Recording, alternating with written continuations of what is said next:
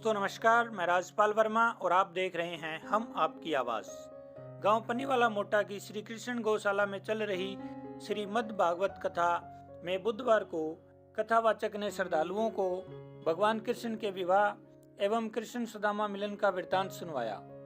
इस दौरान कलाकारों ने मनमोहक झांकियां निकालकर सभी को भाव विभोर कर दिया। कथावाचक शास्त्री जयदेव दधीच ने श्रद्धालुओं को कथा का रसपान करवाते हुए सुनाया कि भगवान कृष्ण ने रुक्मिणी से विवाह किया, जिसके बाद भगवान कृष्ण समंतक मणि की खोज में जामवंत की गुफा में गए, जहां उनकी पुत्री जामवंती मणि से खेल रही थी। जब भगवान कृष्ण ने समंतक मणि मांगते हैं तो जामवंत मणि देने से इनकार कर देते हैं, जिसके बाद श्री कृष्ण जामवंत से युद्ध करते हैं। कथावाचक ने सुनाया कि जामवंत को भगवान के अलावा कोई पराजित नहीं कर सकता था। श्री कृष्ण के हाथों पराजित होने के पर जामवंत भगवान कृष्ण को पहचान लेते हैं। उन्होंने कहा कि आप ही मेरे आराध्य श्री राम हैं। हे प्रभु, आपने अपने इस दास से बहुत इंतजार करवाया है। आप श्री कृष्ण का रूप धारण कर मेरे लिए ही आए हैं। जिस पर श्री कृष्ण जामवंत के आग्रह पर उन्हें श्री राम के रूप में दर्शन देते हैं। जामवंत ने श्री कृष्ण से आग्रह किया कि प्रभु, आप मेरी पुत्री जामवंती का हाथ थामकर उसे कृतार्थ करें। इसके बाद श्री कृष्ण ने जामवंती का वर्ण किया। कथावाचक जयदेव दधीच ने सुनाया कि भौमासुर नामक एक असुर ने 16,100 कन्याओं को विवाह के उद्देश्य से पाताल लोक के कारागृह में बंदी बना रखा था।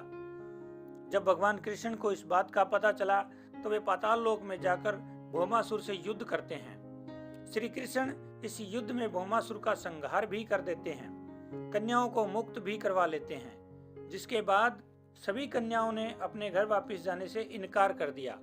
उन्होंने कहा कि वे उन्हें ही अपना सब कुछ मान चुकी हैं। इस प्रकार श्री कृष्ण सभी कन्याओं से विवाह कर उन्हें द्वारिका ले आते हैं।